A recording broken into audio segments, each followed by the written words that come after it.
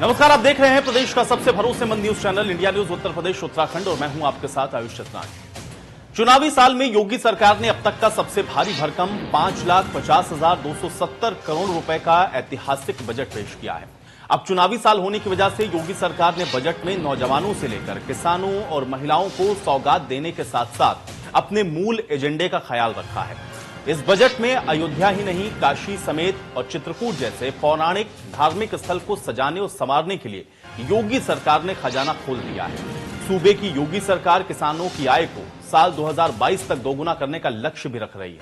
इसके लिए वित्तीय वर्ष 2021 से 22 में आत्मनिर्भर कृषक समन्वित विकास योजना चलाई जाएगी। अब इस योजना के लिए 100 करोड़ रुपए से भी अधिक की व्यवस्था प्रस्तावित है। इसके अलावा भी मुख्यमंत्री कृषक दुर्घटना कल्याण योजना के अंतर्गत 600 करोड़ रुपए की व्यवस्था बजट में प्रस्तावित है। किसानों को मुफ्त पानी की सुविधा के लिए बजट में 700 करोड़ रुपए का प्रावधान किया गया है। महिलाओं और बेटियों के लिए भी सरकार ने इस योजनाओं की सौगात इस बजट के अंदर दी है। इस बजट के जरिए सरकार की कोशिश यह है कि सूबे के आखिर आदमी तक उस योजना का लाभ सीधे तौर पर उस तक पहुंचा दिया जाए।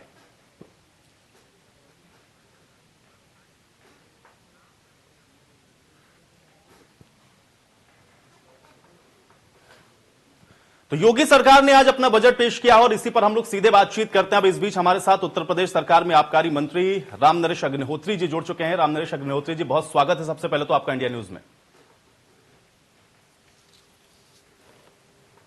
नमस्कार रामनरेश अग्निहोत्री जी, आज बजट पेश किया गया आप लोगों की तरफ से। सबसे पहले तो मैं आपका रिएक्शन चाहूंगा। आज का ये जो बजट आप लोगों ने पेश किया, समावेशी बजट के तौर पर इसको देखते हैं?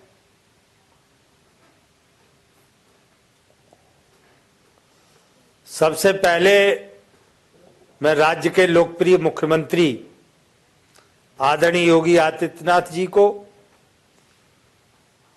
और हमारे कर्मठ वित्त मंत्री श्रीमान सुरेश खन्ना जी को धन्यवाद देता हूं, उनका स्वागत करता हूं कि उन्होंने प्रदेश के समग्र विकास को ध्यान में रखते हुए ये अब तक के इतिहास का सबसे बड़ा बजट 5,50,270 करोड़ का भारी भरकम बजट प्रदेश के विकास के लिए प्रस्तुत किया है।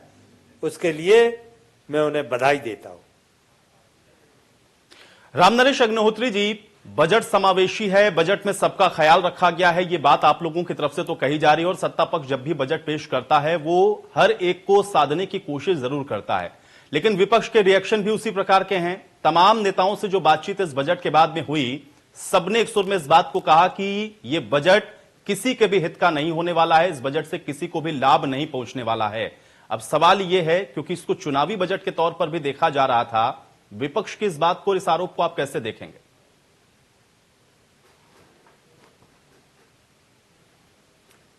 विपक्ष का तो काम है विरोध करना, हम कितना ही अच्छा करेंगे। हम प्रदेश को उत्तम प्रदेश बनाने के लिए, सर्वोत्तम प्रदेश बनाने के लिए कटिबद्ध हैं। कानून व्यवस्था हमारी चुस्त और दुरुस्त है। गांव, गरीब, किसान, बेरोजगार नौजवान, महिलाओं का सम्मान, इन सब को लेकर हमारी सरकार माननीय योगी आदित्यनाथ जी के नेतृत्व में जन जन की सेवा करने का काम कर रही है। कोई 4 साल के अंदर एक भी भ्रष्टाचार का आरोप न सरकार पे लगा है, न किसी मंत्री पे लगा है। ये पारदर्शी सरकार है, ईमानदार मुख्यमंत्री के हाथों में प्रदेश है। इसलिए ये जो बजट आया है, इस बजट से प्रदेश का सर्वान्मुखी विकास होना निश्चित है। रामनरेश अग्निहोत्री जी, एक चीज मैं और समझना चाहूंगा, क्योंकि अभी थोड़ी देर पहले हमारे साथ नेता प्रतिपक्ष राम गोविंद चौधरी जी भी जुड़े हुए थे। उन्होंने एक बात कही, उन्होंने कहा कि आप लोग कह तो रहे हैं कि आपने बजट बढ़ाया है, लेकिन अगर मौजूदा दौर के अंदर तमाम सारी चीजों को आप जोड़ दें, जिसमें उन्होंने ये कहा कि अगर आप महंगाई को भी देखें तो वो बढ़ी है, और उस कंपैरिजन में अगर आप देखेंगे तो ये बजट बढ़ा नहीं है, कम हुआ है। अब चूंकि आप तो आबकारी मंत्री हैं, मुझे बताइए, सोर्स का सबसे बड़ा जो साधन है वो आबकारी ही विभाग होता है। बजट बढ़ा नहीं है, इस तरीके का आरोप उन्होंने लगाया, और उन्होंने कहा कि आप तुलनात्मक भी अगर इसको देखेंगे तो इसमें कोई बढ़ोतरी नहीं की है, बल्कि कम हो गया है। और अगर कम हुआ है तो फिर आप आय दोगुना कैसे करेंगे, समावेशी विकास कैसे करेंगे, ये एक बड़ा सवाल उन्होंने उठाया। रामनरेश अग्निहोत्री जी, मैं चाहूंगा थोड़ा जवाब दें इसका। ये समाजवादी पार्टी हो, चाहे बहुजन समाज पार्टी हो, चाहे कांग्रेस हो, ये हताश और निराश लोग हैं। जनता ने इन्हें नकार दिया है। आबकारी विभाग, जिसका मैं मंत्री हूं, जब अखिलेश यादव जी की सरकार गई थी अंतिम वर्ष में, उनका रेवेन्यू था 14,250 करोड़ रुपया। आज 4 साल माननीय योगी जी के नेतृत्व में सरकार चलने के बाद हम 30,000 करोड़ से भी अधिक का रेवेन्यू उसी विभाग से प्रदेश के विकास के लिए देने में सक्षम हुए। इससे साफ जाहिर है कि सरकार ईमानदारी से काम कर रही है। जो बिचौलिए, दलाल या भ्रष्टाचारी लोग या माफिया लोग जो पिछली सरकारों में हावी थे, अब उनका नामो निशान नहीं है। सरकार ने ईमानदारी से संकल्प किया है प्रदेश के विकास का, उसके लिए हम कटिबद्ध हैं। रामनरेश अग्निहोत्री जी, एक सवाल मैं जरूर आपसे पूछूंगा। हालांकि चूंकि अब आप कैबिनेट मंत्री हैं तो तमाम बैठकों के अंदर भी आप मौजूद रहते हैं, आपको पता होगा कि योजनाएं आप लोग किस तरीके से बना रहे हैं और क्या उसका क्रियान्वयन आप लोग कर रहे हैं। किसान इस समय बहुत बड़ा मुद्दा है। प्रदेश के अंदर भी आप लोग किसान की आय को दोगुना करेंगे, केंद्र सरकार इस बात को कह रही थी। आज बजट के अंदर इस बात को दोहराया गया है। वो खाका क्या है? क्योंकि सवाल ये है, 1 साल का वक्त अब आपके पास रह गया है। प्रदेश के अंदर अब ऐसी कौन सी स्थिति आप लोग लाएंगे और ये बजट उसमें ऐसा कैसे सहयोग करेगा कि उसकी आय दोगुनी हो जाए किसान की? रामनरेश अग्निहोत्री जी। किसान को हर कदम पर मदद करने का काम हमारी सरकार कर रही है। चाहे किसान बीमा योजना हो, चाहे किसान दुर्घटना बीमा योजना हो। पहले दुर्घटना बीमा में जिसके किसान के नाम जमीन होती थी, उसकी मृत्यु हो जाती थी तो उसी को कंपनसेशन मिलता था। लेकिन अब उसके परिवार का कोई भी सदस्य हो, यहां तक कि बटाईदार को भी अब 5 लाख रुपए तक का बीमा की राशि, ये सहयोग राशि उसको मिलेगी। ये व्यवस्था इस बजट में की गई है। किसानों के लिए बीज की व्यवस्था की जा रही है, खाद मुहैया हो इसकी चिंता की जा रही। फ्री पानी, किसानों की फसल के लिए फ्री पानी देने का काम हो रहा है। और हर गांव में सड़क, हर गांव में बिजली, हर घर पे बिजली और हर घर पर शुद्ध पानी का, पीने का पानी, इसकी भी व्यवस्था हमारी केंद्र की सरकार और प्रदेश की सरकार मिलकर करने वाली है। कुल मिलाकर ये डबल इंजन की सरकारें दोनों मिलकर समग्र विकास, गरीबी को भगाने का काम, नौजवानों को प्रोत्साहन देने का काम, बेरोजगारी को मिटाने का काम, ये हमारी दोनों सरकारें मिलकर करेंगी और देश और प्रदेश उन्नति की रास्ते पर बढ़ेगा, ऐसा मुझे विश्वास। रामनरेश अग्निहोत्री जी, चूंकि आपने किसानों का जिक्र किया और किसानों के बारे में एक बात और मैं आपसे थोड़ा सा समझना चाहूंगा। चूंकि आप लोगों ने अपना पहला जो बजट पेश किया था उत्तर प्रदेश के अंदर, वो किसानों को ही समर्पित था और उस वक्त भी इस बात को आपने कहा था कि आप किसानों के हित के लिए काम कर रहे हैं, आय को दोगुना करेंगे। अंतिम वर्ष तक आते आते भी आय को आप अभी भी कह रहे हैं कि आप दोगुना कर लेंगे। रास्ता निकालेंगे कैसे? क्योंकि बीच में 1 साल कोरोना का चला गया, 3 साल अगर ओवरऑल हम लोग लेकर चलें और 1 साल अभी आपके पास और बचा हुआ है, उसमें क्या वो खाका बनता हुआ, वो खिंचता हुआ नजर आ रहा है मौजूदा परिप्रेक्ष्य के अंदर? क्योंकि हर चीज के रेट बढ़े हैं, डीजल का दाम बढ़ गया है, यूरिया महंगी हो गई है, अन्य संसाधन महंगे हो रहे हैं। किसान ये कह रहा है कि उसको तो उसकी लागत का भी मूल्य नहीं मिल रहा है। दोगुना तो बहुत बड़ी बात है, कैसे कर लेंगे 1 साल के अंदर? ये एक बड़ी चुनौती नहीं है रामनरेश अग्निहोत्री जी आपके लिए? किसानों की आय इन 4 सालों में पहले की अपेक्षा बढ़ी है। एमएसपी लगातार बढ़ रही है और हम पहले तो सरकारें केवल धान और गेहूं की खरीद करती थी, अब हमारी सरकार तो मक्का तक की खरीद कर रही है, दालों की खरीद कर रही है।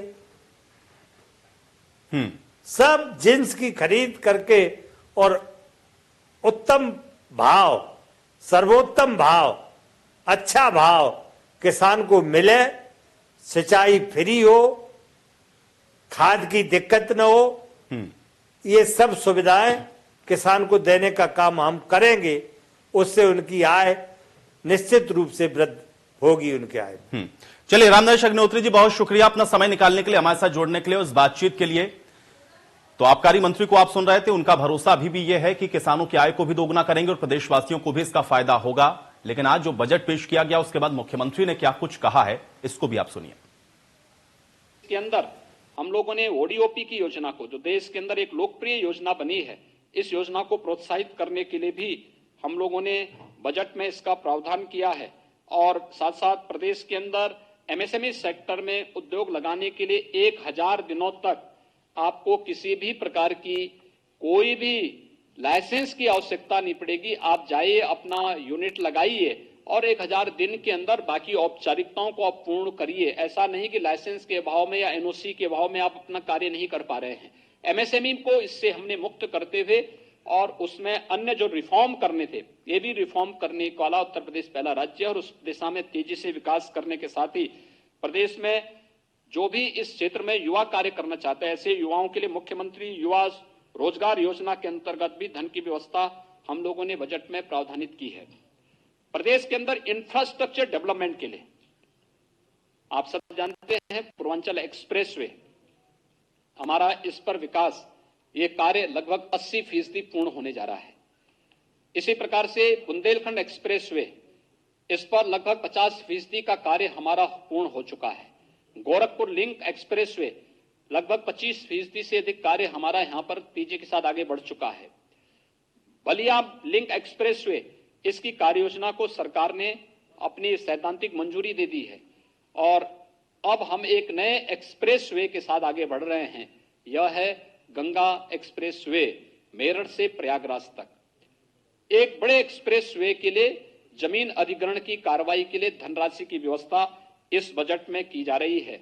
इसके साथ ही प्रदेश के अंदर जो अवशेष हमारी इंटर स्टेट इंटरनेशनल कनेक्टिविटी है, उसको 4 लेन से जोड़ने के लिए भी, हमारे प्रदेश के अंदर जिला मुख्यालयों को भी 4 लेन से जोड़ने के लिए भी, ग्रामीण क्षेत्र में जिन क्षेत्रों में आज तक कनेक्टिविटी नहीं हो पाई है, उस हर गांव को भी सड़क की कनेक्टिविटी से, प्रधानमंत्री सड़क योजना के माध्यम से या फिर प्रदेश सरकार की ही किसी योजना के माध्यम से जोड़ने के लिए भी हम लोगों ने बजट में इसका प्रावधान किया है।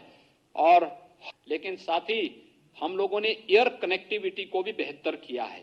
आप सब जानते हैं एयर कनेक्टिविटी में अयोध्या में हमारा जो एयरपोर्ट है, इंटरनेशनल एयरपोर्ट के रूप में इसे हम डेवलप करने जा रहे हैं और यहाँ की कनेक्टिविटी को बेहतर, यहाँ पर हम लोगों ने एयरपोर्ट के निर्माण की कार्रवाई को युद्ध स्तर पर हमारा एक कार्य चल रहा है। अयोध्या एक एयरपोर्ट के रूप में विकसित होगा, इसको बाद में एक हम लोग इंटरनेशनल एयरपोर्ट के रूप में डेवलप करेंगे। जेवर एयरपोर्ट, पहले वहां पे एक व्यवस्था थी कि वहां पे जो केवल 2 वहां पे एयर स्ट्रिप बनेंगे, लेकिन अब उससे बढ़ा करके 6 तक विस्तार देने के कार्य योजना के लिए धनराशि की व्यवस्था इस बजट में की गई है। जेवर का हमारा एयरपोर्ट एशिया का सबसे बड़ा एयरपोर्ट बनने जा रहा है। वहां पे विकास की उन अनंत संभावनाओं को आगे बढ़ाने को एक नया स्थान उसमें प्राप्त होगा, चाहे वह फिल्म सिटी के कार्यक्रम को आगे बढ़ाने का हो, फिल्म सिटी को वहां पे आगे बढ़ाने का हो, वहां पे एक आईटी सिटी के रूप में उसे डेवलप करने के लिए भी एक नई कार्य योजना के साथ हम लोगों ने वहां पे कार्य प्रारंभ किया है। हम लोगों के इसके अलावा प्रदेश के अंदर कुशीनगर में इंटरनेशनल एयरपोर्ट बन रहा है, वाराणसी और लखनऊ में इंटरनेशनल एयरपोर्ट पर पहले से ही भारत सरकार कार्य कर रही है, लेकिन साथ साथ प्रदेश के अंदर सहारनपुर, मेरठ, अलीगढ़, मुरादाबाद, बरेली और आजमगढ़, चित्रकूट, सोनभद्र, ये सभी क्षेत्र भी एयर कनेक्टिविटी से जुड़ेंगे और इसके लिए प्रदेश सरकार तेजी के साथ, जितनी तेजी के साथ उत्तर प्रदेश ने इस फील्ड में काम किया है, देश के अंदर अन्य राज्यों में इस प्रकार का कार्य इस दिशा में तो मुख्यमंत्री की बात को आपने सुन लिया और अब यह बजट कैसा रहा, जिस पर चर्चा की शुरुआत यहीं से करते हैं। कुछ मेहमान मेरे साथ जुड़ गए, उनका परिचय मैं आपके साथ पहले करवा देता हूं। कुवेन देवेंद्र सिंह यादव जी हमारे साथ जुड़ रहे हैं और इनका भी मैं रुख करूंगा, लेकिन आज जो बजट पेश किया गया, खासतौर से मुख्यमंत्री ने जिन बातों को कहा उस पर आपको ध्यान देने की जरूरत है, क्योंकि उन्होंने इस बात को एक बार फिर से दोहराया कि जो प्रतिबद्धता है सरकार की वो लगातार है, और इस बार भी जो बजट पेश किया गया है उसका जो इंपैक्ट है वो इस बार भी जनता को मिलेगा। साथ ही साथ किसान चूंकि इस समय एक सबसे बड़ा विषय है, किसान के साथ साथ उन्होंने रोजगार का भी जिक्र किया, युवाओं का भी जिक्र किया, और इन सारी बातों का जिक्र करते हुए उन्होंने बताया कि कैसे ये समावेशी बजट इस बार प्रदेश के जो तमाम प्रदेशवासी हैं उनको फायदा पहुंचाने वाला है। और अब चर्चा में आगे बढ़ते हैं। मेहमान मेरे साथ जुड़ गए, उनका परिचय मैं आपके साथ करवा देता हूं। कुंवर देवेंद्र सिंह यादव जी हमारे साथ जुड़े हुए हैं, पूर्व सांसद समाजवादी पार्टी। कुंवर देवेंद्र सिंह यादव जी, बहुत स्वागत है आपका चर्चा में। आकाश जिंदल जी हमारे साथ जुड़ चुके हैं, अर्थशास्त्री हैं। आकाश जिंदल जी, आपका भी स्वागत है। एके मिश्रा जी हमारे साथ जुड़े हुए हैं, बजट एक्सपर्ट हैं। एके मिश्रा जी, आपका भी स्वागत। संदीप द्विवेदी जी हमारे साथ जुड़े हुए हैं, नेता हैं भारतीय जनता पार्टी। संदीप जी, आपका भी स्वागत। और अल्पना श्रीवास्तव जी हमारे साथ जुड़ चुकी हैं, अर्थशास्त्री हैं। अल्पना श्रीवास्तव जी, आपका भी स्वागत है। सबसे पहले मैं आकाश जिंदल जी आपका रुख करूंगा, चूंकि एक अर्थशास्त्री हैं आप, थोड़ा सा समझाते चलें, क्योंकि तमाम जो पॉलिटिकल बातें हैं वो हम लोग सुन रहे हैं, लेकिन अर्थशास्त्री होने के नाते ये जो बजट पेश किया गया, कैसे देख रहे हैं इसको आप?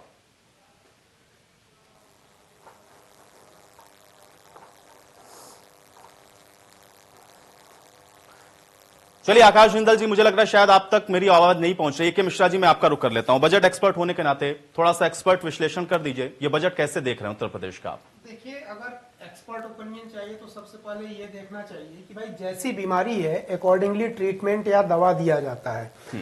यूपी की आप इकोनॉमी को समझिए, अभी तक यूपी को जो बोला जाता था वो बीमारू राज्य बोला जाता था। 80 से ज्यादा सीटें यानी दिल्ली में सरकार जो बनती थी वो यूपी से बनती थी। पॉपुलेशन देखिए, अगर हम 25 करोड़ पॉपुलेशन मान ले तो लगभग 20% यानी 1/4 पॉपुलेशन का कंट्रीब्यूशन यूपी करता है। लेकिन यहां पर नितांत उन चीजों की आवश्यकताओं की कमी रही है जो विकास के लिए हमेशा होते हैं। राजनीति में विकास बहुत हुआ। इस हिसाब से देखा जाए तो जितने लक्षण हैं, सिम्टोमेटिक ट्रीटमेंट दिया गया है कि एक एक चीज के लिए बजट में व्यवस्था की गई है, शॉर्ट टर्म, मिड टर्म और लॉन्ग टर्म के लिए। और दूसरी चीज जन कल्याण की अगर बात करें, जैसे आप देखिए कुछ ऐसी योजनाएं बजट में प्राविधान की गई हैं जिसका कि इमीडिएट इंपैक्ट लाइफ को बेहतर बनाने के लिए होगा। जैसे किसानों का अगर एक्सीडेंट हो जाता है, खेत में मान लीजिए सांप काट लिया या ट्रैक्टर वगैरह से दुर्घटना हो जाती है, सबसे खास बात यह रही है ना, 25 करोड़ की जनता को ट्रांसपोर्टेशन यानी दिल्ली और दूसरे शहरों से जुड़ने के लिए जो सिस्टम चाहिए था, यानी हाईवे का जाल आप बिछ रहा है। दिल्ली से गोरखपुर तक जाने के लिए आज यूपी में 3-4 से ज्यादा हाईवे बन गए हैं, गांवों को जोड़ा जा रहा है, हर घर बिजली और पानी दिया जा रहा है। सबसे खास बात, एमएसएमई को अगर आपको ग्रो कराना है तो अभी माननीय मुख्यमंत्री जी ने बोला है कि वो लाइसेंसिंग और ये लाइन में लगने की पहले आप अपनी फैक्ट्री ओपन कर लीजिए, प्रोडक्शन शुरू कर दीजिए। एक चीज और देखिए, थर्ड लार्जेस्ट अगर जीडीपी वाइज देखा जाए तो यूपी का जो स्टेट का जो जीडीपी है वो लगभग 19 लाख करोड़ के आसपास है। मैं मानता हूं ये थर्ड लार्जेस्ट है। महाराष्ट्र का मेरे ख्याल से सबसे ज्यादा है। हाँ, सबसे ज्यादा है। और पॉपुलेशन के हिसाब से अगर देखेंगे तो हम महाराष्ट्र से कई गुना आगे हैं। सवाल ये, महाराष्ट्र की पॉपुलेशन 7-8 करोड़ के आसपास होगी, हम 3-4 गुना ज्यादा हम पॉपुलेशन है, तो हमारा कंट्रीब्यूशन यूपी का देश में नंबर 1 क्यों नहीं रहा है जीडीपी का? इस क्वेश्चन का आंसर अगर मिलना है तो आप इस बजट को समझिए, और इसी तरीके से अगर होगा तो डेफिनेटली। एक चीज और खास बात है, आप देखिए बच्चियों को जो पढ़ने जाती हैं उनके लिए टैबलेट देने की घोषणा की गई है। ये कितना सुखद है। टैबलेट आप ये देखिए, पूरी दुनिया से उनकी कनेक्टिविटी होगी। महिलाओं का, बच्चियों का जो सशक्तिकरण है, साक्षर बनाना। एक महिला या एक बच्ची को आप साक्षर बनाते हो तो पूरे घर को आप बदलते हो।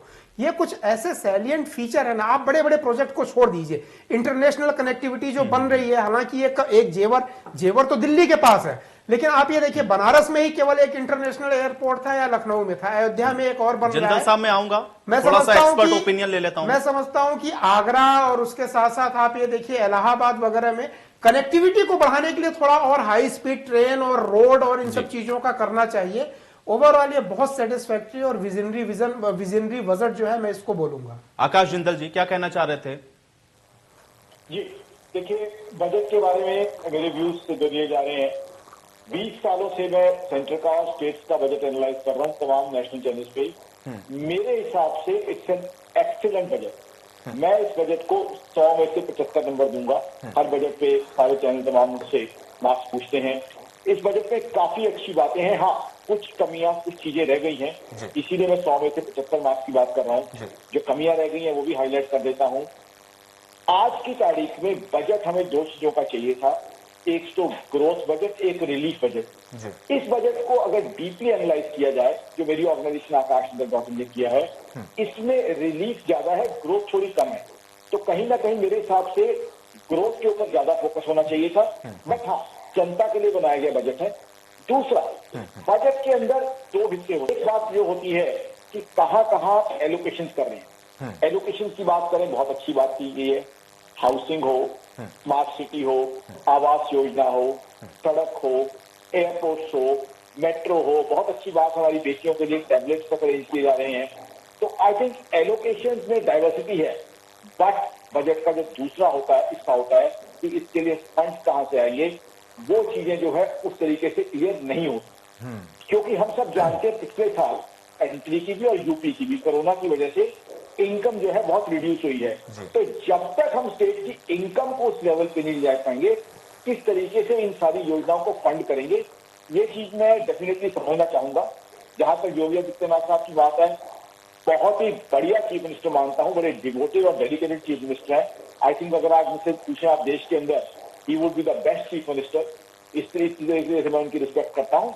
बट हमें ग्रोथ इसके ऊपर जो है ज्यादा चाहिए थी, रिलीफ के साथ साथ ग्रोथ होना चाहिए था। साथ ही साथ ये चीज, अगर बीजेपी के कोई स्पोक्समैन आते हैं, मैं उनसे पूछना चाहूंगा कि ये जो सारी एलोकेशन की है, इसके लिए फंड्स आप कहां से लाएंगे? जिस तरह की इनकम है, देखिए कुछ डेटा मैं आपको दूंगा। अब लास्ट ईयर देखिए या करंट ईयर का भी देखिए, जो अभी पूरा खत्म नहीं हुआ, जीडीपी ग्रोथ पूरे कंट्री की -7.7%, डेफिसिट पूरे कंट्री का जो है -9.5%। तो जब इस तरह की डेफिशिएंसीज हैं कोरोना की वजह से, जीडीपी ग्रोथ हमारी नेगेटिव में है, हाईली नेगेटिव में, डेफिसिट आपके दर्शकों को समझा दूं, सरकारी घाटा यानी कि देश की कमाई कितनी हुई है, देश का खर्चा कितना हुआ है। यहां मैं नेशनल फिगर की बात कर रहा हूं, और जाहिर सी बात है जो स्टेट की फिगर है उसके साथ ही कनेक्टेड होंगी।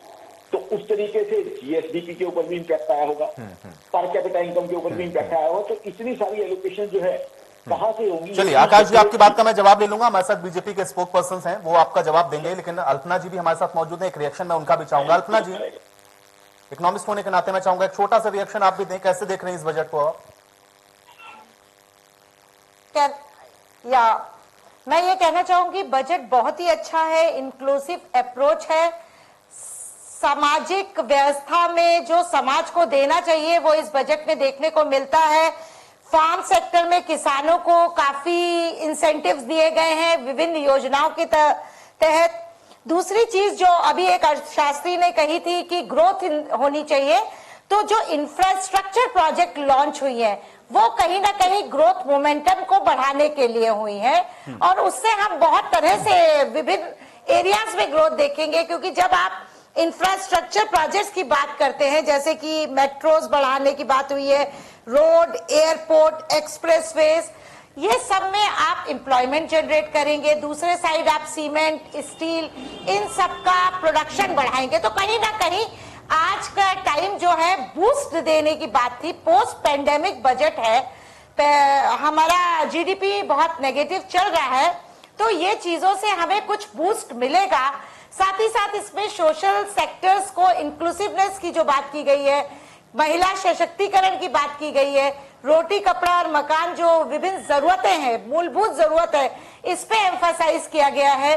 देखा जाए यूपी की इकोनॉमी तो एग्रीकल्चर इकोनॉमी है, और उसपे अगर आपने किसान को इंसेंटिव दिया है, इसका मतलब है कि आपने 75% जनता को कैटर कर लिया। उसके बाद आपने महिलाओं को इंसेंटिव दिया तो आपने अलग से 1% कैटर कर लिया। तो देखा जाए काफी होलिस्टिक वे में लोगों तक चीजें पहुंचाई गई है, और पोस्ट पेंडेमिक इससे ज्यादा हाइपर एम्बिशियस हम नहीं हो सकते थे, क्योंकि स्थितियां बहुत बुरी रही हैं। एग्रीकल्चर ही एक ऐसा सेक्टर था जो उस दौरान काफी अच्छा परफॉर्म किया है, तो उसको कहीं ना कहीं हमें नहीं। अल्पना जी, ये बड़ी बात आपने कही, क्योंकि आपकी बातों का लब्बो लुबाब यही है कि भाई इस दौर के अंदर इससे बेहतर नहीं हो सकता था, और ऑलमोस्ट मुझे लग रहा है जितने इकोनॉमिस्ट बैठे हैं या जो बजट एक्सपर्ट भी बैठे हैं, सबने ये कहा कि अच्छा है ये बजट। कुंवर देवेंद्र सिंह यादव जी, अब मैं आपके पास आता हूं। अपोजिशन की पार्टी होने के नाते, चूंकि आप लोगों की तरफ से भी और अभी हमारे साथ नेता प्रतिपक्ष राम गोविंद चौधरी जी भी जुड़े थे, उन्होंने भी इस बात को कहा कि देखिए ये बजट बहुत निराश करने वाला है। उनसे हम लोगों ने ये भी पूछा कि 10 में से कितने अंक देंगे, कह रहे थे 0। लेकिन एक्सपर्ट जो यहां पर बैठे हुए हैं वो भारतीय जनता पार्टी का नहीं है, वो एक्सपर्ट हैं, एनालिसिस कर रहे हैं, कह रहे हैं अच्छा बजट है। क्यों आप लोगों को अच्छा नहीं लग रहा है?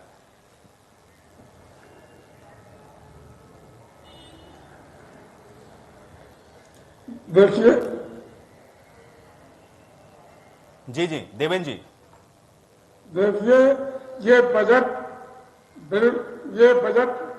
बिल्कुल बेकार बजट है, ये झूठ का पुलंदा है। इसमें आम जनता के लिए न किसी के लिए है, न नौजवानों के लिए है, न किसी के लिए है। ये बजट बिल्कुल झूठ देवेंद्र सिंह जी, झूठ का बजट क्यों लग रहा है? ये तो मैं आपसे जरूर पूछूंगा ना फिर, क्यों लग रहा है आपको? क्यों लग रहा है आपको? सबका ख्याल रखा गया है इस बजट के अंदर। आपने देखा है किसान आज 2 महीने से आप लोग आंदोलन पे बैठे हुए हैं, उनकी कोई बात सुनने वाला नहीं है। किसान आज आत्महत्या कर रहा है, हमारा नौजवान को कोई नौकरी नहीं है। इस बजट में भी नौकरी का कोई देवेंद्र जी ये तो थोड़ा, देवेंद्र जी ये तो राजनीतिक बात हो गई ना। बजट पर मुझे बताइए ना, आपने कहा किसानों की आय को दोगुना करने की बात हुई, 5 लाख का बीमा दिया जाएगा ये बात हुई, कृषक आत्मनिर्भर योजना के लिए 100 करोड़ का प्रावधान, कृषक दुर्घटना कल्याण योजना के लिए 600 करोड़ का प्रावधान, 15,000 सोलर पंप की स्थापना, फसली ऋण अनुदान के लिए 400 करोड़ और 4 साल में गन्ना किसानों को 1.23 लाख करोड़ का भुगतान। अब इसमें किसान कहां छूटा है? किसान पे मैं सेंट्रिक होकर के बात करता हूं, ठीक है, बजट का एक्सप्लेन सब लोग नहीं कर पाते, विश्लेषण नहीं कर सकते, मैं समझ रहा हूं, लेकिन मुझे बताइए, आपने किसान को कहा इतनी तो योजनाएं मैंने गिनवा दी ना आपको, क्यों लग रहा है किसान का ख्याल नहीं हो रहा है? कोई आमदनी दूनी नहीं हुई। कुंवर देवेंद्र सिंह यादव जी, क्यों लग रहा है कोई किसान का ख्याल नहीं है? किसान आत्महत्या कर रहा है, किसानों का गन्ना का पेमेंट नहीं हो रहा। आदरणीय अखिलेश यादव जी ने एक्सप्रेस वे बनाया। देवेंद्र जी, 5 साल आपकी सरकार और उसके पहले बहुजन समाजवादी पार्टी की सरकार, और उन सब का मूल्य जोड़ करके बताया था मुख्यमंत्री ने कि जितना 10 सालों में आप लोगों ने नहीं किया उतना इन्होंने 3 सालों में भुगतान किया। अब ये आंकड़ा तो झूठ नहीं कोई रखेगा ना, और किसान भी कह रहा है कि यहाँ भुगतान आप लोग नहीं करके गए थे। बसपा के शासनकाल का जो भुगतान है वो किया इस गवर्नमेंट ने, और आप कह रहे हैं कि गन्ना किसानों का भुगतान नहीं कर रही है। देवेंद्र सिंह यादव जी, बजट पर आप चर्चा करना नहीं चाहते हैं, आप खाली ये बताना चाहते हैं कि ये बजट खराब है क्योंकि आप ये रद्द कराएं। चलिए, पंडित सुनील भराला जी हमारे साथ इस बीच जुड़ चुके हैं, राज्य मंत्री उत्तर प्रदेश सरकार। पंडित सुनील भराला जी, आपका बहुत स्वागत है। पंडित सुनील भराला जी, ठीक है, राजनीतिक जवाब आप देते रहिएगा, लेकिन एक सवाल यहां पर आकाश जिंदल जी हमारे साथ चूंकि मौजूद हैं, अर्थशास्त्री, उन्होंने उठाया और ये बड़ा वैलिड सवाल है। बजट ऐतिहासिक है, बजट बहुत बड़ा आप लोगों ने पेश किया, पिछली बार से भी आप लोगों ने बढ़ा करके इसको पेश किया, लेकिन सवाल यह है कि सोर्स ऑफ इनकम वो कहां से आप लोग जनरेट करेंगे जब जीडीपी देश की भी और प्रदेश की भी उस स्थिति में नजर ना आती हो? ये एक सवाल है। सुनील भराला जी, मैं चाहूंगा पहले इसका जवाब दे, फिर अपने जो पॉलिटिकल आपके अपोजिशन वाले लोग हैं उनका भी जवाब दे दीजिएगा। भराला जी, जवाब दें। आयुष जी, देखिए, जहाँ इनकम की बात कर रहे हैं शास्त्री जी, मैं उनका आभार व्यक्त करूंगा कि उन्होंने इस विषय को उठाया है। हमारी सरकार में चाहे वो किसी भी प्रकार का राजस्व वसूली हो, वो बहुत ईमानदारी से और शीघ्रता से हो रही है।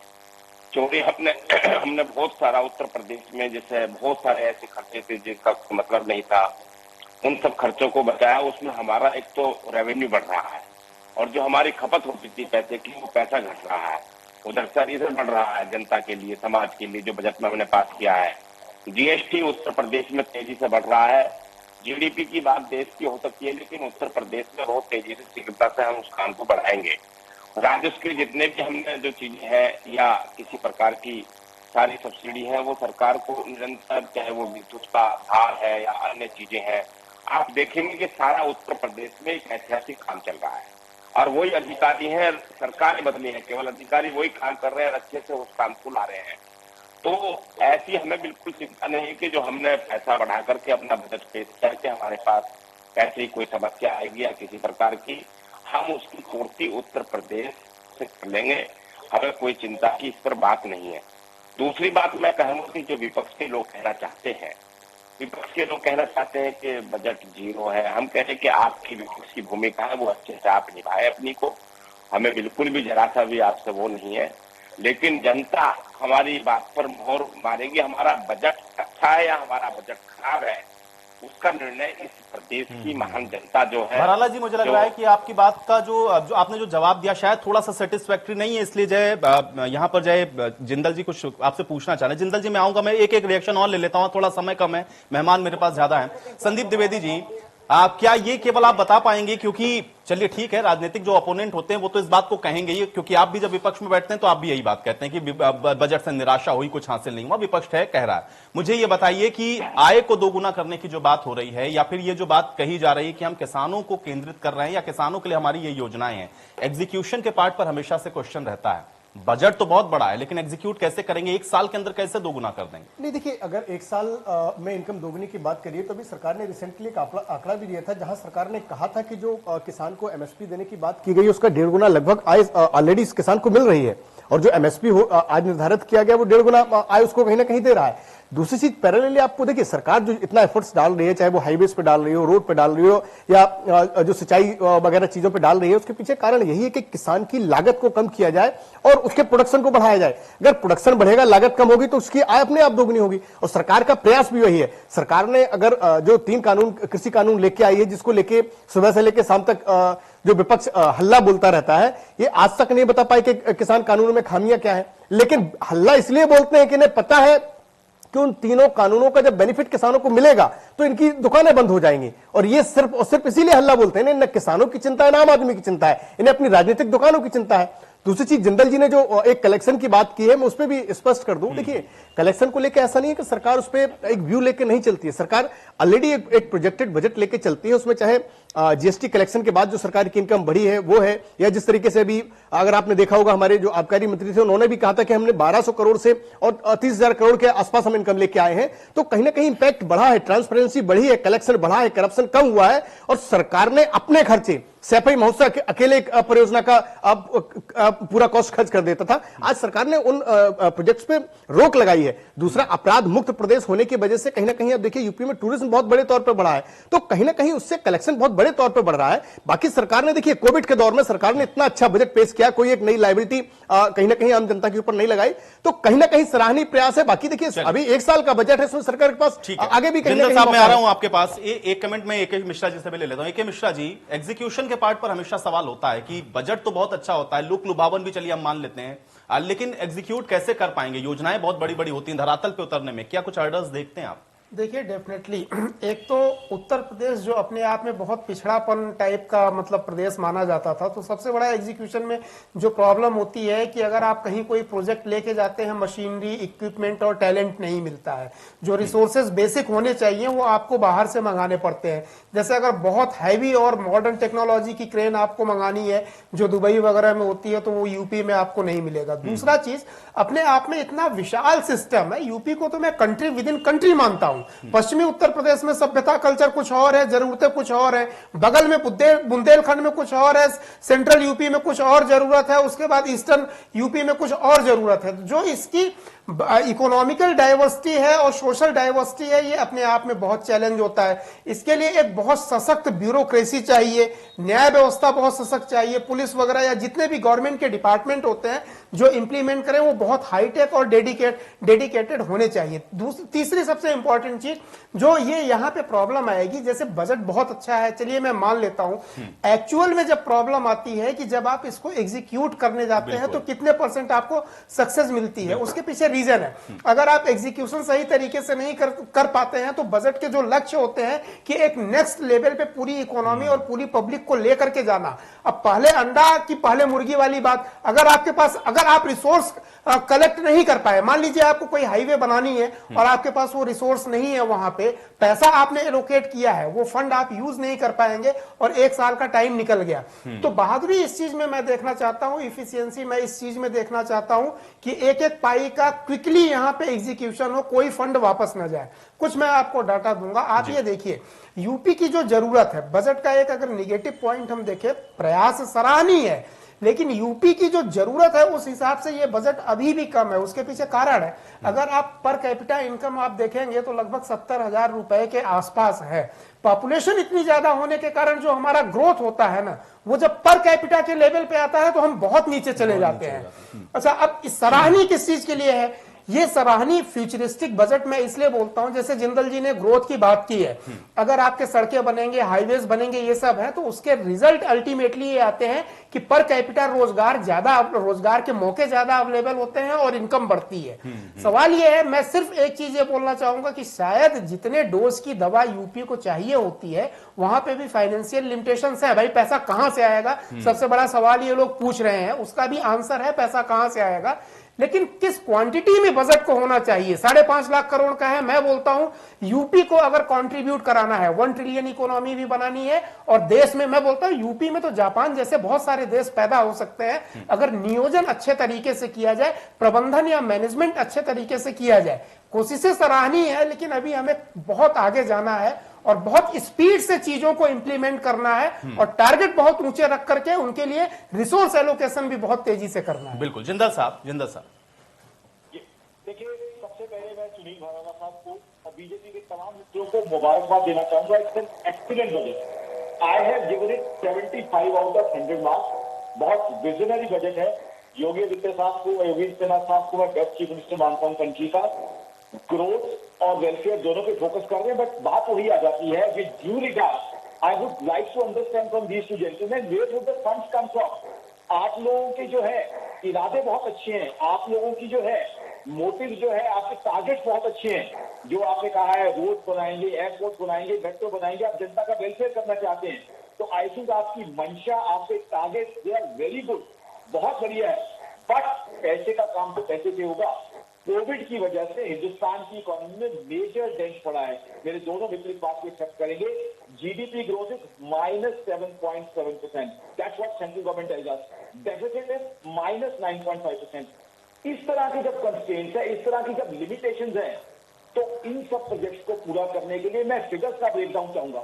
अभी मुझे बात की गई कि योगी आदित्यनाथ साहब ने बहुत अच्छे काम किए, मानता हूं, बहुत अच्छे एडमिनिस्ट्रेटर हैं और ओवरऑल यूपी के अंदर बहुत इंप्रूवमेंट हुई है, इसके बारे में कोई दो राय नहीं है। जिस तरीके से जेवर एयरपोर्ट पे काम हो रहा है, जिस तरीके से फिल्म सिटी ला रहे हैं, I think full effort is being made by entire UP ministry to make UP a modern state in the country. और दूसरा 1 ट्रिलियन का जो टारगेट है बहुत अच्छा है।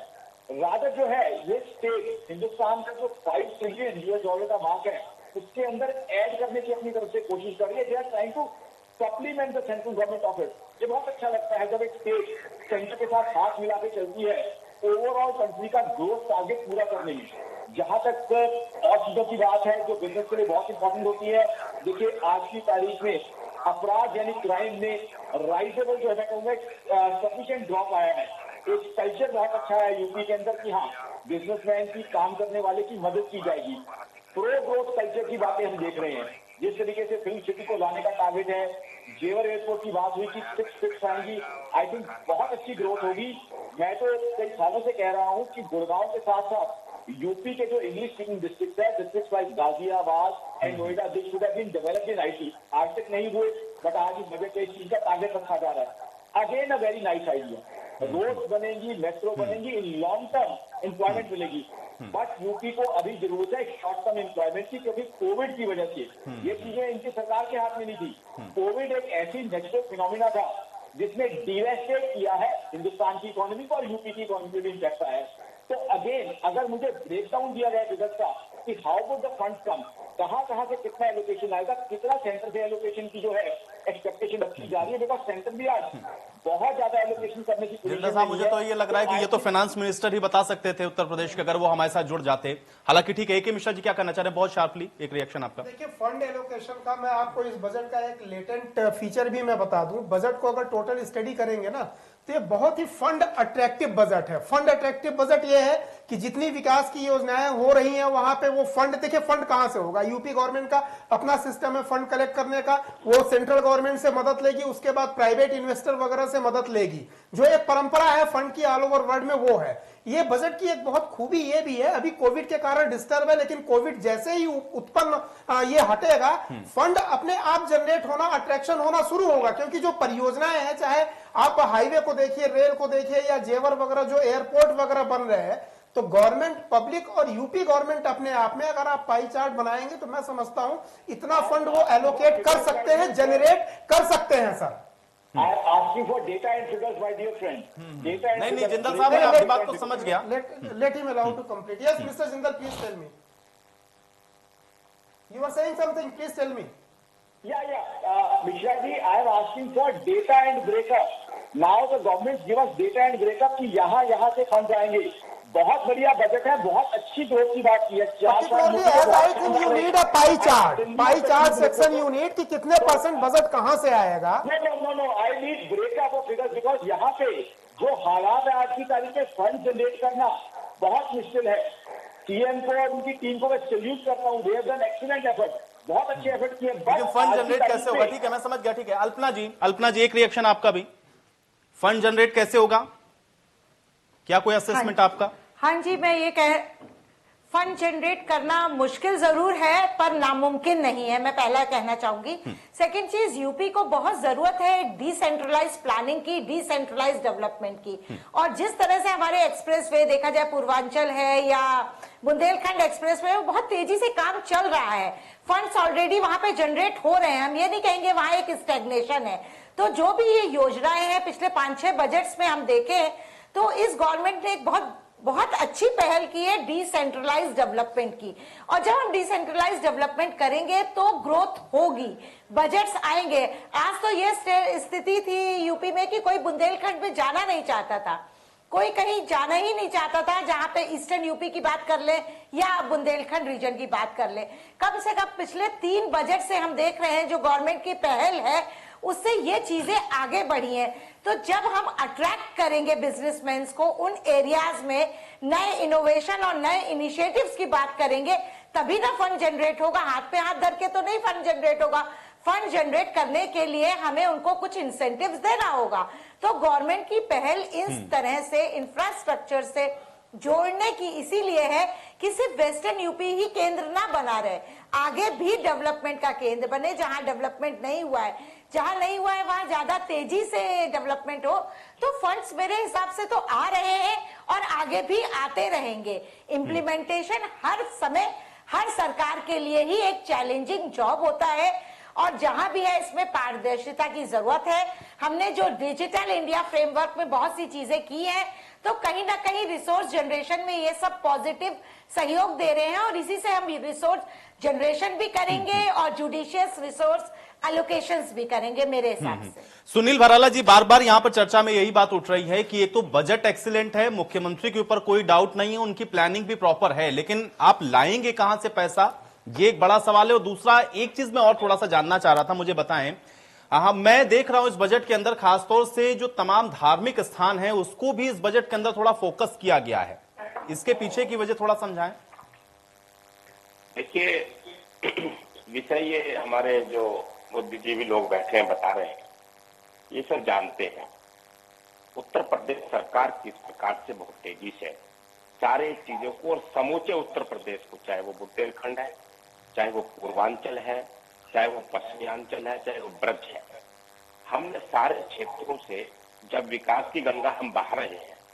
आप ये देखिए कि अयोध्या भगवान श्री राम का मंदिर निर्माण के साथ दुनिया का सबसे बड़ा सिटी अयोध्या बनने जा रहा है। आप देखिए काशी विश्वनाथ, उधर जाकर के काशी विश्वनाथ जो है आज जिस प्रकार से उनका विकास हुआ, तो जो आज देखने को मिल रहा है, आप देखिए गोरखपुर, आप देखिए फिर दूसरा उधर बुंदेलखंड की तरफ आइए तो चारों तरफा जो मार्गों के जो हाईवे एक्सप्रेसवे से जोड़ा गया है, यहाँ उत्तर प्रदेश में पूरे भारत के लोग यहाँ निवेश करने उत्तर प्रदेश में आने के लिए तैयार बैठे, फिल्म सिटी आने के लिए तैयार बैठी है।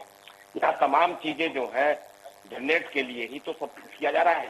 और क्या है सब चीज, अभी कोरोना काल चल रहा था, कोरोना काल में जिंदल जी की चिंता बहुत ज्यादा बढ़ी हुई है इस समय कि जीडीपी बहुत नीचे गिर गई है। सब हम सब इस बात को बहुत प्रमुखता से चिंतित के साथ उस पर काम कर रहे हैं।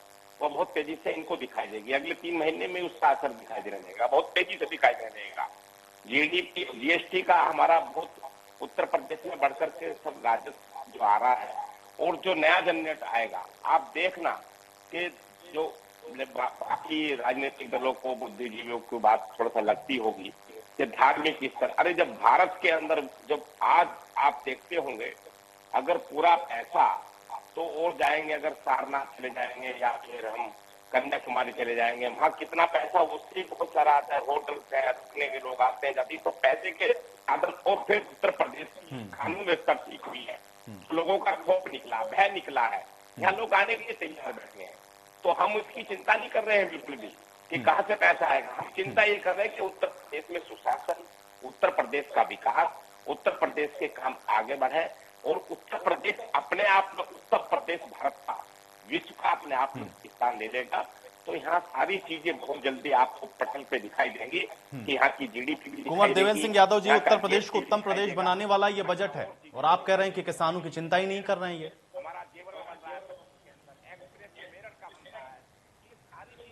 ये किसानों का विरोधी बजट है। आप देख रहे हैं, मैं इसे पूछना चाहता हूं, सरकार से पूछना चाहता हूं कि इन्होंने 4 साल में कितने एक्सप्रेसवे बनाए, कितना क्या किया। आज किसान को एमएसपी पूरे दाम नहीं मिल रहे हैं, ये दिखाने को एमएसपी ज्यादा बढ़ा देते हैं, मार्केट में किसान को पैसा नहीं मिलता, किसान को आधे भाव में उसकी फसल ले ली जाती है, उसके बाद उसको कुछ नहीं दिया जाता और लगातार किसान गरीबी की रेखा से आत्महत्या कर रहा है। ये किसानों की बात करते हैं। 4 साल में इन्होंने, अब ये इनका आखिरी बजट है, इन्हें दोबारा बजट लाने का मौका नहीं मिलेगा। किसान जनता इनको घर फेंक देगी। ये झूठ का पुलंदा बनाकर, इनके पास पैसा है नहीं और झूठे सच्चे जनता के बीच वादा कर रहे हैं। इसलिए मैं कह देना चाहता हूं कि अब इन्होंने 4 साल के अंदर कितने एक्सप्रेस वे बनाए, कितनी मेट्रो भेजी, कितने नौजवानों को रोजी। चलिए देवेंद्र सिंह यादव जी, जाते जाते आप भी एक्सप्रेस वे बना करके गए थे, आगरा एक्सप्रेस वे, और अभी 1 साल बाकी है 2 एक्सप्रेस वे बनाने की बात ये कह रहे हैं, फिर भी आपसे प्लस में ही रहेंगे। आपने भी तो एक ही बनाया था ना, जहां तक मेरी जानकारी है, या कितने एक्सप्रेस वे बनाए थे? समाजवादी पार्टी ने कितने एक्सप्रेस वे बनाए? इनका लास्ट टाइम है, कितने एक्सप्रेस वे बनाए? मौका नहीं मिलेगा। कितने एक्सप्रेस वे बनाए थे समाजवादी पार्टी ने? सच्चे वादा करके देवेंद्र जी, आप तो सांसद है भाई, मुझे लग रहा है शायद थोड़ा डाटा वाटा होगा आपके पास, मुझे नजर नहीं आ रहा। संदीप द्विवेदी जी, चलिए ठीक है, संदीप द्विवेदी जी, किसान के लिए कोई चीज उपलब्ध नहीं है जी। चलिए संदीप जी से मैं जवाब ले लेता हूं। संदीप जी, देखिए, पहले तो आकाश जिंदल जी जिस डाटा की बात कर रहे थे, मुझे लगता है अगर उन्होंने सुरेश खन्ना जी जो हमारे वित्त मंत्री हैं उनकी बात को ध्यान से सुना हो तो उन्होंने एक बात कही थी कि हम इस बार एक्सपेक्ट ये कर रहे हैं कि हमारी जो स्टेट की जीडीपी होगी वो लगभग 18,000 करोड़, मतलब 17 लाख 90 लाख करोड़ के आसपास उन्होंने बताया था। टोटल 18 लाख करोड़ के आसपास लगभग उन्होंने एक्सपेक्ट किया था, जो कि करंट सिनेरियो में 6% और लास्ट ईयर से 40% ज्यादा जीएसडीपी की एक्सपेक्टेड थी। ये उस पे उन्होंने डाटा दिया था और अगर डिटेल में उनकी आप स्पीच देखोगे तो पूरा आपको डेटा मिल जाएगा। दूसरी चीज देखिए, हाईवे की अगर हमारे पूर्व सांसद जी बात कर रहे हैं तो अखिलेश यादव जी से पूछ लिए, चित्रकूट गए थे, किस हाईवे से गए थे? आप एक हाईवे बना पाए, सफाई और लखनऊ से आप बाहर नहीं निकलना चाहते और आप कहते हैं कि योगी जी ने कितने हाईवे बनाए। देखिए, आज योगी जी ने कहीं ना कहीं जिस नब्ज को पकड़ के हम सत्ता में आए थे, हमने कहा था हम भयमुक्त समाज करके दिखाएंगे और करके दिखाया है। आज अगर अखिलेश यादव जी भयमुक्त पूरे प्रदेश में घूमते हैं तो योगी जी की देन है, वरना सपा सरकार में सपा के लोग ही सुरक्षित नहीं थे। दूसरी चीज, सरकार ने आज विकास काम किया है, आज योगी जी को जनता पसंद करती है। आज कोरोना काल जब लोग घर से नहीं निकल रहे थे, अखिलेश यादव जी का जब अता पता नहीं था कहां थे, तब योगी जी सड़कों पर घूम के आम जनता की सुरक्षा के लिए कहीं ना कहीं इंतजाम कर रहे थे। योगी जी ने बहुत ही लॉन्ग विजनरी बजट दिया है, 4 हाईवे इसी बजट में दिए हैं। अब देखिए बुंदेलखंड एक्सप्रेसवे का काम, अब देखिए जो पूर्वांचल में उन्होंने हाईवेज बनाए हैं, आप देखिए जितने स्टेट हाईवे थे आज मैक्सिमम स्टेट हाईवेज को 4 लेन कर दिया गया है। लेकिन आप वही एक पुराना हाईवे हमने ये बनाया, हमने वो बनाया, वो भी कहां से धस जाता है, कब धस जाता है खुद पता नहीं चलता। आपने सिर्फ भ्रष्टाचार किया था, इसके अलावा कुछ नहीं किया था। आज स्टेट की रेवेन्यू 50% से ज्यादा बढ़ी है सिर्फ इसलिए क्योंकि भ्रष्टाचार खत्म किया है सरकार ने, ट्रांसपेरेंटी सरकार लेके आई है। आज खनन एक मंत्री के हाथ में नहीं है, आज खनन का पूरा पैसा सरकार के पास जा रहा है। जिंदल साहब जी जी जी, देखिए मैं ये कहना चाहूंगा कि आज कुछ फिगर्स जो है मैंने डिमांड की थी। मैंने पहले ही कहा है कि योगी आदित्यनाथ साहब को बेस्ट चीफ मिनिस्टर मानता हूं, बहुत अच्छी परफॉर्मेंस है, इसके बारे में कोई शक नहीं है। बट ब्रेकन डाटा की बात की थी, जहां तक जीडीपी मेरे एक मित्र कह रहे थे 50% ग्रो कर जाएगी। आई थिंक वो डेटा चेक कर ले, पूरी मित्रता से कह रहा हूँ। मुझे लगता है जिंदल जी, मैं 1 मिनट के लिए आपको रोकूंगा।